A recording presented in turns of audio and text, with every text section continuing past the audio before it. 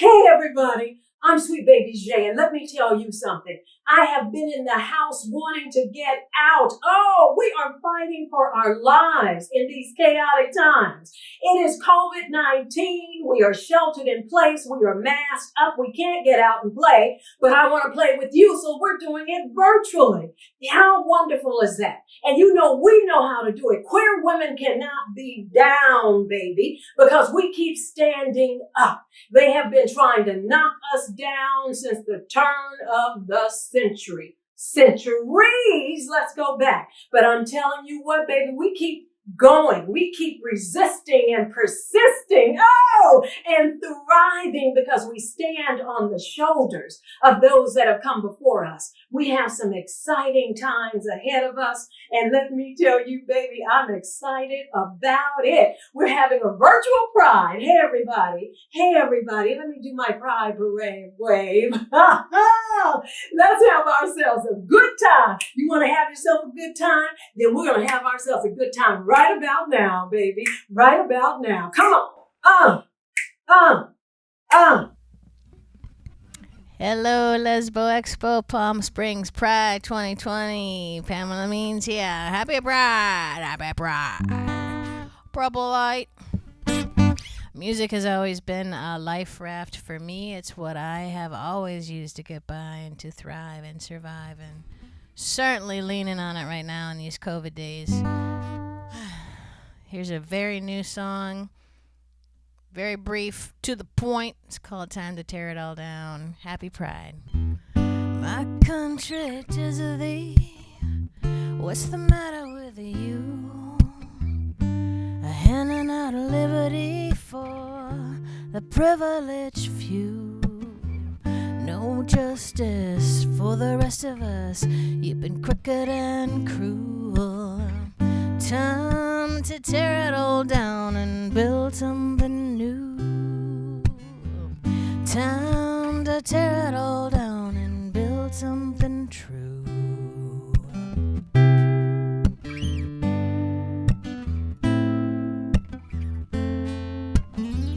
We've been saying it for years. Now the video shows it. Reason for rage and tears and fears. Now everybody knows it. No more thoughts and prayers. Rhetoric is through. Truth and reconciliation. Reparations are due. My country, 'tis of thee. Let me holler at you. A plenty opportunity for the privileged few. Roadblock for black, brown, poor, even callous and cruel.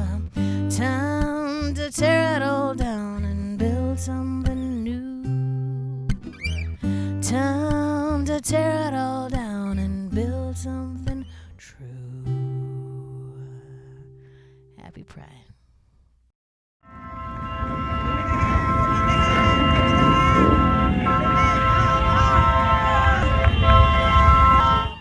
We both look like we got Wedgwood on. I know, huh? Look Don't we? at that. How do you like my t-shirt? Very lesbian. Dykey. And I'm so lesbian, I'm eating hummus and sugar snap peas. Wow. And the last tomato, the last tomatoes off my vine in the backyard. Wow, nice. Yeah. So many, like a nice little handful of women who knew what it was all about, decided that we needed to have it. And don't be worried that it's small this year, because that's just the start. That's how it happens, right? You got to drag the first nail into the first piece of wood, and we're building it. So thank you so much for being here.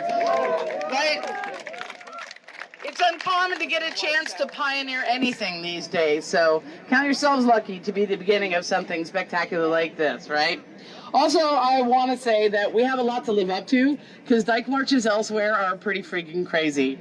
I've probably been to the Dyke March in San Francisco 10 times, and girls are tearing off their shirts and throwing their bras across the street and climbing up phone poles half naked, right? So we gotta kind of find our version of that, however it is. So like pull up your shorts and show off your knee brace, or, you know, give a little collarbone out the side of your shirt, or whatever it is that you feel like you need. Lesbo Expo Presents is an offshoot of the Palm Springs Dyke March, which actually started in 2014.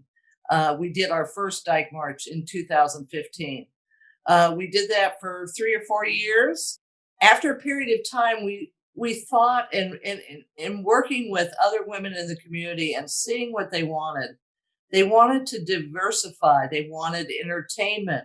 They wanted visibility, creativity. The whole idea is to promote community, creativity, and visibility for lesbians and queer women.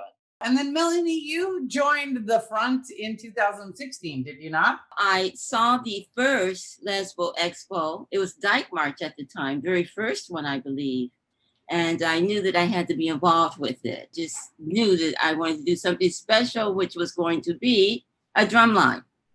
Because those are always fun to see girls playing drums. And people were so excited. All the women just loved it. All the men, everyone was digging it. So that's how I became involved.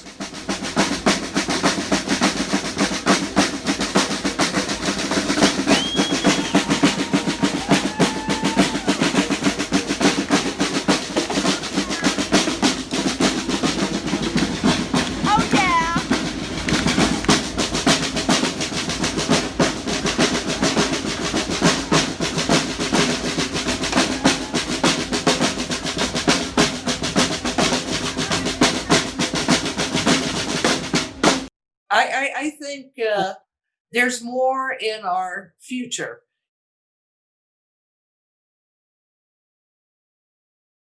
All I know is in terms of the community, it's an inclusive community of women who love women. Okay, that's what I look at it in terms of the community, and women within that community supporting those women. And that we're not straight women. We are women who love women, who work in the women's world and beyond.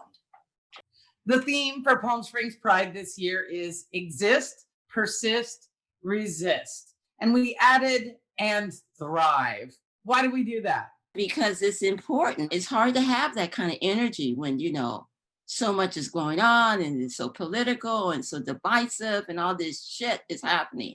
It's hard to thrive in that type of situation. But, in Buddhism, one of their beliefs, it just came to me, is that those beautiful lotus flowers, they thrive in muddy ponds, which is so connected to what we're going through. We're living in a very muddy, dirty pond right now. And, to thrive is no matter what is going on, you need to thrive in your life and really just, stay in there, right? Yes. Yes. And that's part of why we focused a bit on artists.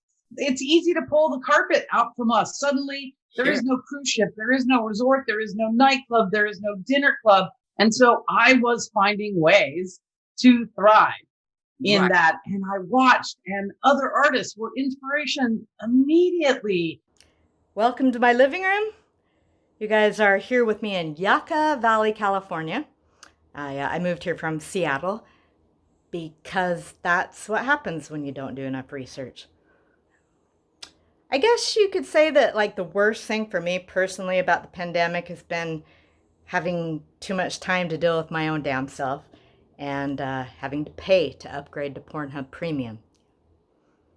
So cheers. Yeah. Here's to being old and having to wear readers to watch porn on my phone now.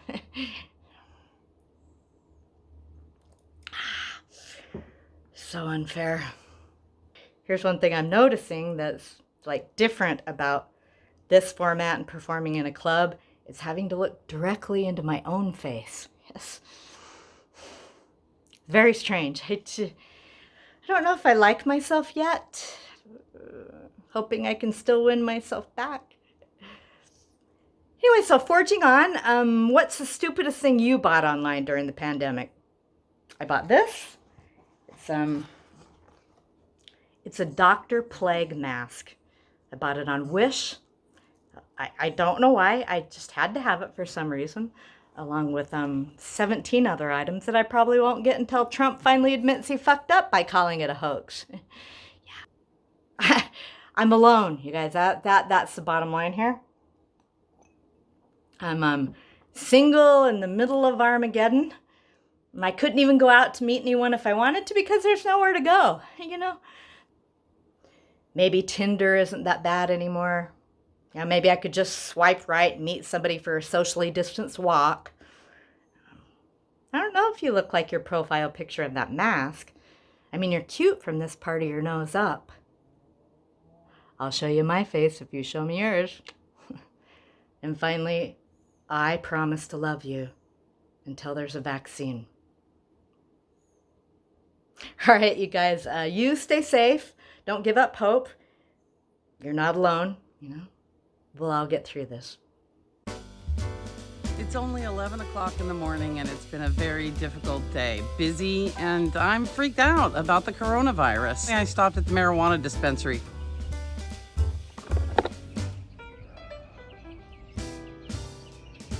Oh yeah. I've been so involved with all the meetings on Zoom.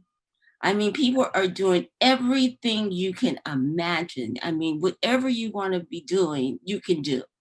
You know, so I've been very engaged. I'm currently working on music licensing, and that's like has opened up a whole different thing for me. It keeps me busy all the time. You know, I work out, I walk my dogs 3 times a day. I get enough rest. It's a miracle. I'm in bed like sometimes at 9 o'clock. I mean, really? Never did that happen before. I chant. You know, I chant quite often. Is that new? I've been chanting Nam Myoho Renge Kyo for 30-something years. You know, it's been unbelievable these past 6 months. I led virtual speed dating for lesbians of all ages. And almost every one of the 18 women who signed up for it was in a different state, in a different age group, in a different state of mind. And amazingly, out of all of those women, 17 of them made some kind of match. I was talking with a woman who works with the LGBT Center of the Desert. And every Thursday, they do a women's chat group. And I asked, how is it going with Zoom and in this turbulent time with COVID? And she told me that it was so interesting because women are showing up to the chat group from New York, from Phoenix, from other places to come to be able to connect. And so in some respects, we are learning how to reconnect on a larger level through this virtual experience. Mm-hmm. So it was the same sort of thing like with speed dating. And I mean, I just loved hearing that. And the women's chat group has grown because of it with new perspectives from other women.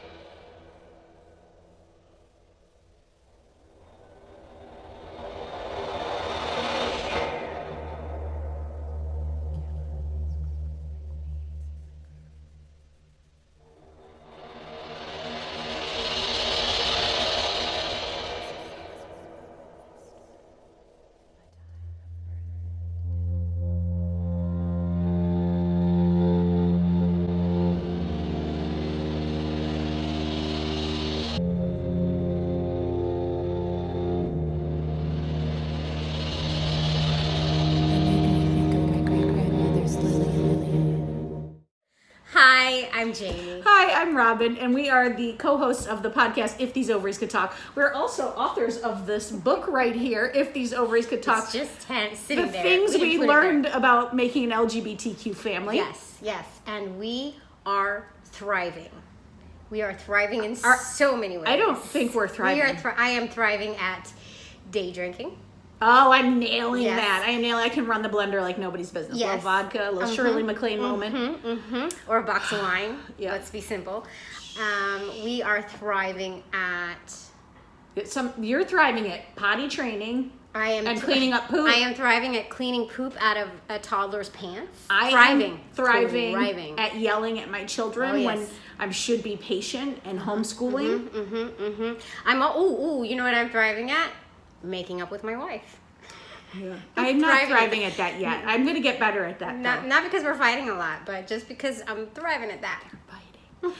In all seriousness, though, I want to say that I think that we are thriving at helping to create an LGBTQ community around family and around creating LGBTQ families around supporting each other and being out there. And we're doing it with the podcast, we're doing it with the book, but like we didn't mean to make this community, but we get these wonderful emails from people who are telling us that right now, at a time when everyone's so disconnected, we're coming together, and we're just staying on the air, whether anyone wants us to or not, so that we can all thrive together. We're helping as LGBTQ families. Way to find a pot of gold at the end of that rainbow, I Robin. mean, I am trying. I mean, really. So okay, so maybe we're struggling as stay-at-home moms, homeschooling, work from home moms, homeschooling moms. Yeah, because we weren't meant to be stay-at-home.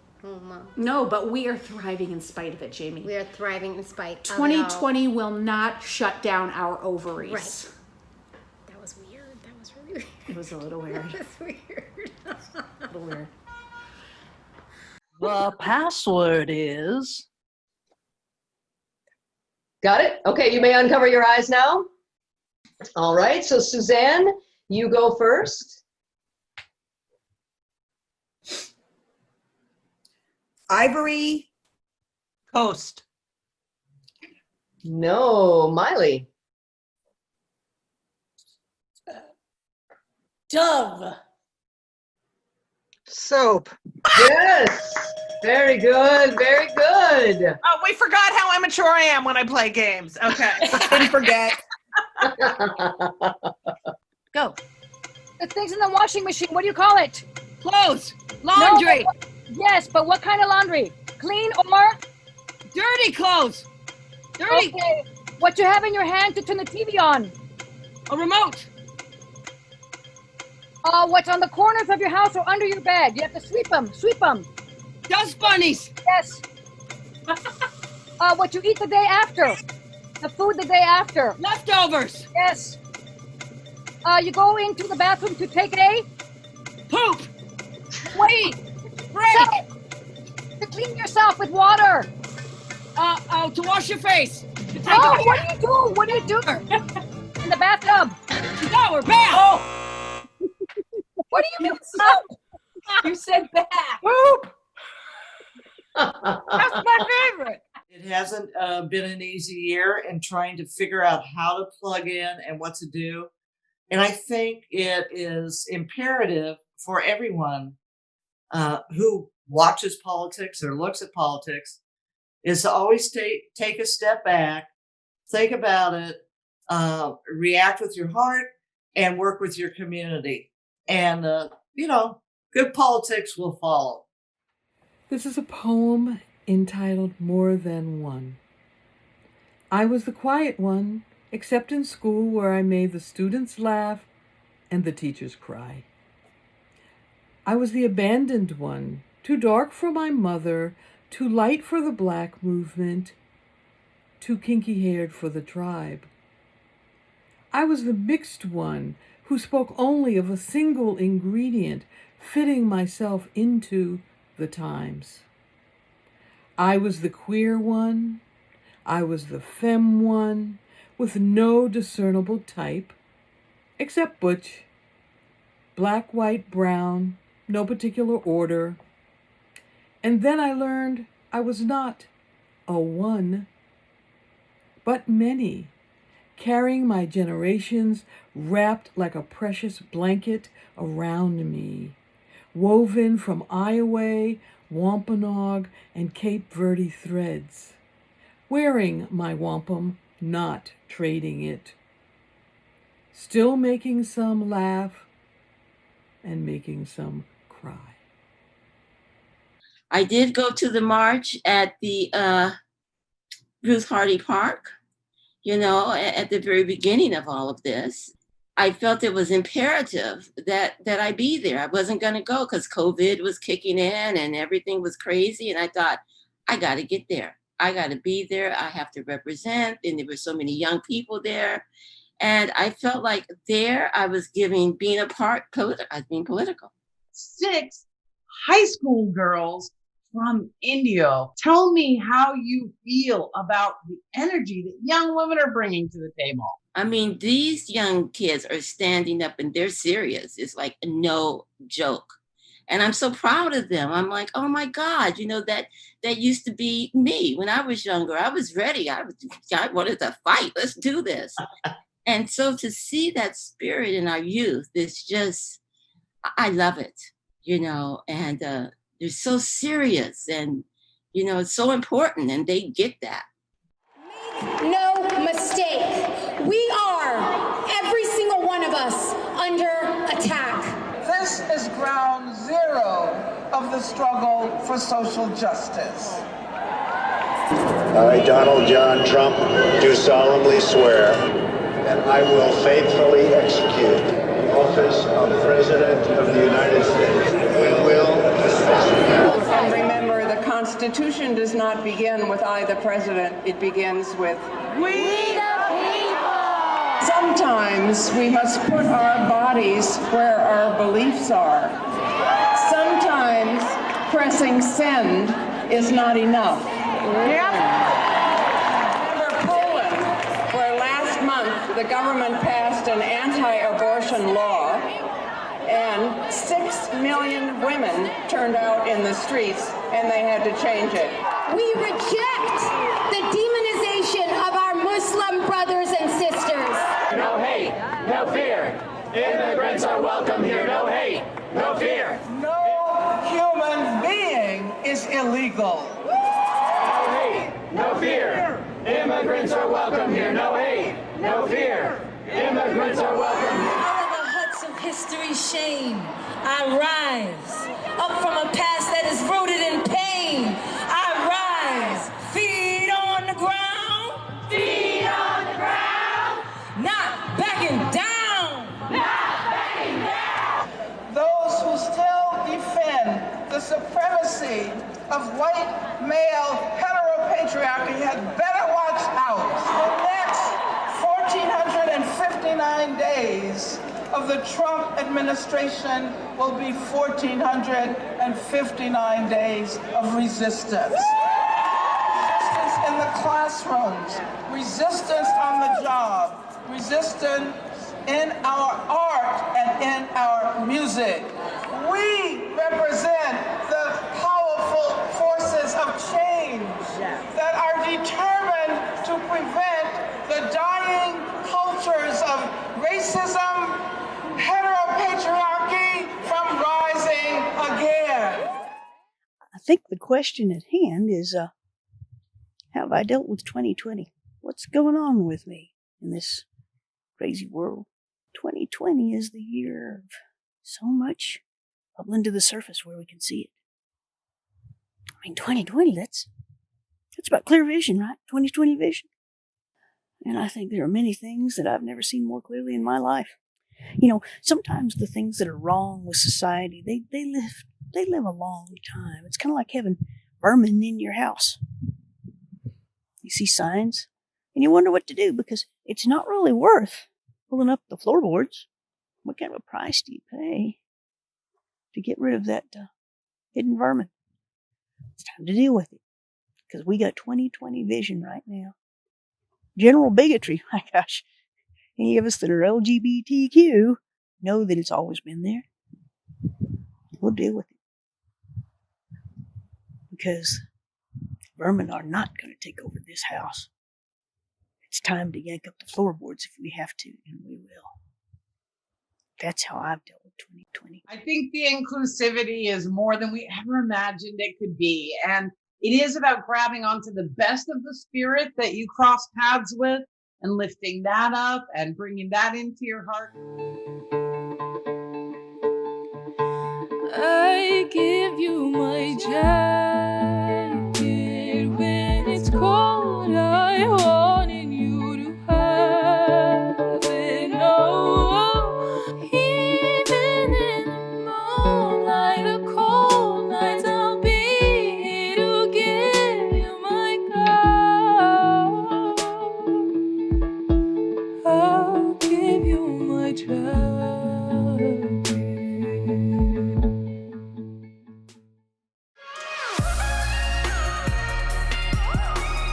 I think that Dinah for us is sort of like a space where we come to feel like ourselves. We come to kind of be seen and feel in community with a lot of people who are just like us.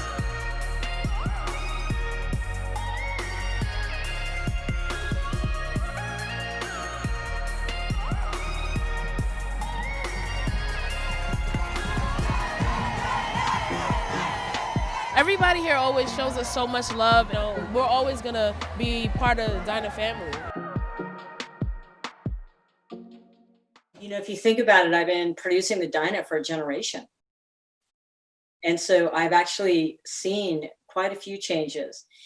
And what I like the most, or certainly is high up there, is how younger women are so much more comfortable with themselves or sexuality, where they fit in the world. They're demanding a place in the world. And so it's really nice to see younger people really demanding the seat at the table, and and mostly women, because we historically don't do that as well as we aspire to. Some of us do and some of us don't, but it's collectively something that I think that women really need to focus on and play as well as the men do in that arena. And I think younger women, it's more natural. It's just an assumption. Of course I deserve this. Of course this is mine.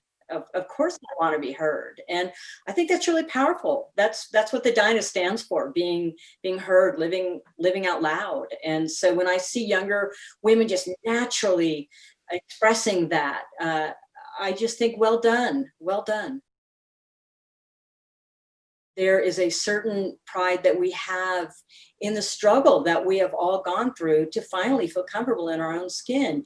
And, you know, people are on the continuum of that. But pride is really one day that says, this is ours. These are our lives. And share it with us and celebrate with us, because we have a really colorful culture.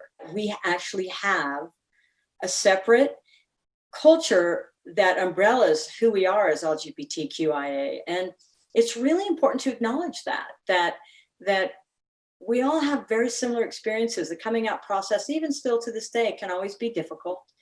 And that culture embraces some of the struggles that we collectively go through, as well as the joys and celebrations. How do we thrive as a community? We really stay conscious to help each other, to speak out loud, because there's a lot going on right now in the world, you know, with race, with economics, with health. And so even though we responsibly need to isolate to a certain extent, we also need to be reaching out more than ever, because we just need to make sure that everyone's taken care of, and that we move forward collectively. Hey everybody, it's Mina Hartong. Welcome back to my Corona Minute. As you can see, I have a new background. It's not a Zoom background. I am greeting you from sunny Palm Springs, California. And I know you're all getting really excited about the election. So am I. November 3rd is my birthday, so you all know what to get me. I've been calling voters in swing states. That's been going pretty well.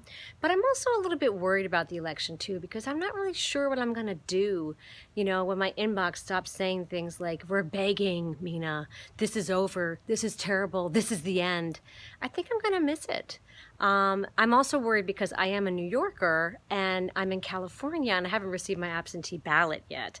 So I've been stalking my postal worker, which I probably would have done anyway because she's super cute and has like that ring of keys and the boots and the whole thing.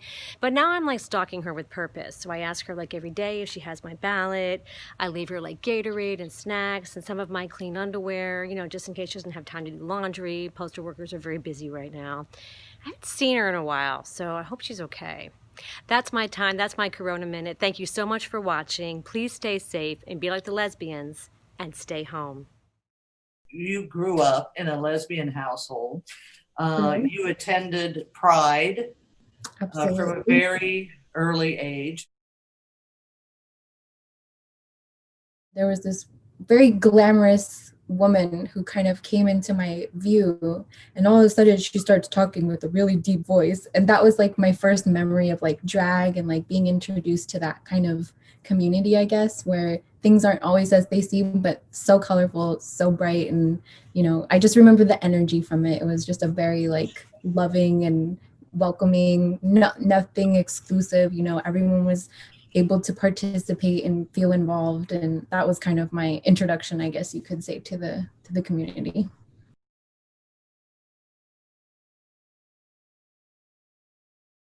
It's really nice when the older generation kind of comes up with things that tell the younger generation, I guess, what the true history of things were, especially like, Ward 86 for the AIDS epidemic and things like that, and just reminding people of the kind of things that we had to go through in the very beginning to get to where we are today, the real reasons why we celebrate what we're celebrating and things like that, then they're able to take on even more pride with that pride celebration, knowing where we came from and passing that knowledge along is really important. In my dreams, I see so much ugliness that fills my days with total darkness. Is there anyone out there that can show me they really care? I walk around looking over my shoulders, 'cause it feels like somebody's watching me. I can't shake this feeling, so I'm running for cover, 'cause I'm guilty of so much misery. Gail Christian is one of a partner, Lucy and Gail, who are the producers of the Palm Springs Women's Jazz Festival, which has been going for how long now? This will be our 8th year. And given COVID, you have made a pivot. Tell us about it. At first, when COVID hit and our funding was taken away by the city, so there were no tickets to sell, no hotel rooms, nobody to come to Palm Springs, we sat there for a moment, but we pulled ourselves together. So we decided that we would move from a live festival to what basically we considered to be a small PBS station. We would put together free concerts and free entertainment, and then we would then cap that off and intersperse that with some fundraisers with some big artists. But the idea being to do as much as we can with artists you may not know and give them the money when it's over. The Jazz Festival has started right about the same time as the Dyke March started, right around the same time that a whole bunch of stuff started in this town, where lesbians started to connect with each other. The result has been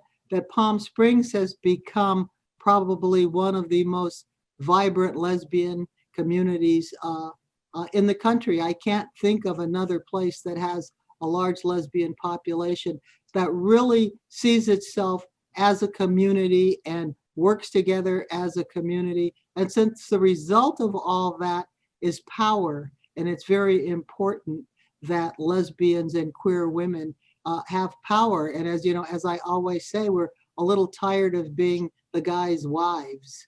We really want our own role and making our own decisions and staking out our own claim. It's a matter of grabbing hands and lifting each other up. I just want to say one other thing that Lucy and Gail were responsible for. And although it was short-lived, there was a hotline for women and emergency hotline as COVID started. Talk just a moment about how it was for you to start that. That was very important because we realized as soon as COVID hit, at least to the point where we felt unsafe going out, we also realized we didn't know quite what to do in terms of what resources were available, who to call about this or that. And while we only had the hotline up for a month, it was the month that it was most important, because by the end of that month, people sort of knew who to call, where to go, where to get this service. It was well worth it. Gail and I have been working together for some time, and Lesbo Expo Presents gave some of the money we raised and shared it with that COVID-19 project. That's true, and that's very important. I'm glad you brought that up, Yeah. Louise, because that really speaks to the kind of energy that we have. Hi, y'all. Just wanted to say celebrate safe this year. I know we're not in our usual settings for celebrating, but I know that we'll get through this. And just remember, it always gets easier. Don't ever think that you're alone in your life or your situation. There's always someone to reach out to. And just remember to always just be yourself. I'm hoping that everyone really celebrates full-heartedly in the kind of connection that we're creating this Pride, and that we all keep a good thought that this will be behind us. Everything's going to get back to normal, and we'll all be seeing each other very soon. And I, for one, cannot wait. I am proud to stand shoulder to shoulder with you and the women who have shown up to create lesbian visibility, which is only created by being visible and showing up and working your butt off. So thank you. That's it. Happy Pride. This is Pride 2020. And I hope we are all gathering safe, secure. We're having a good time with our friends. We're social distancing, and we're continuing to celebrate our lesbian, gay, queer, trans, plus everything identities. I'm proud to be a part of the Palm Springs community, and I love all of you. Happy Pride, and thank you. Peace. Happy Pride. Happy Pride. Stay safe out there. Hello, ladies in the desert. I miss all of you in Palm Springs. This is Jennifer Corday, and I hope you enjoy my new music. Rock on, Palm Springs.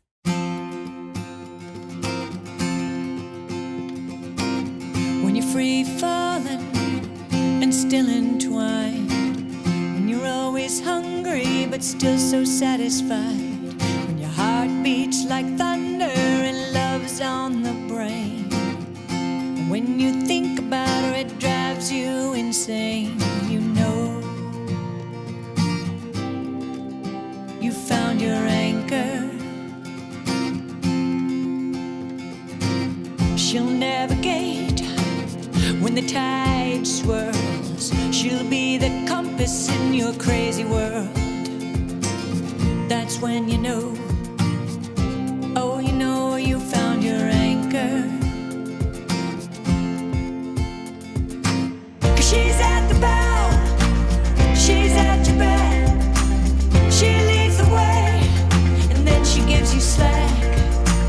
She holds you steady when you need it, and then she lets you sail out on your own. That's when you know you found your anchor. And when you feel like you might be going under, and everyone is trying to take you down, and the sailing you used to do never leads you back to solid ground. 'Cause she's at the bow, she's at your back. She leads the way, and then she gives you slack. She holds you steady when you need it, and then she lets you sail out on your own. That's when you know you found your anchor.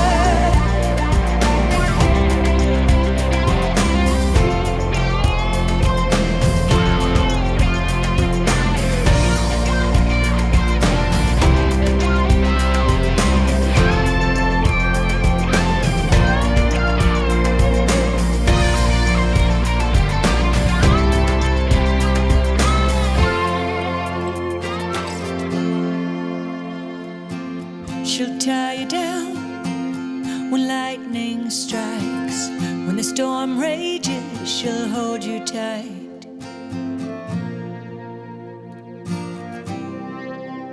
she's your anchor.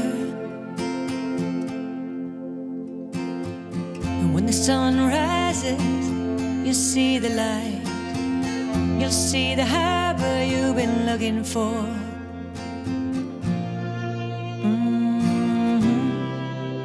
She's your anchor.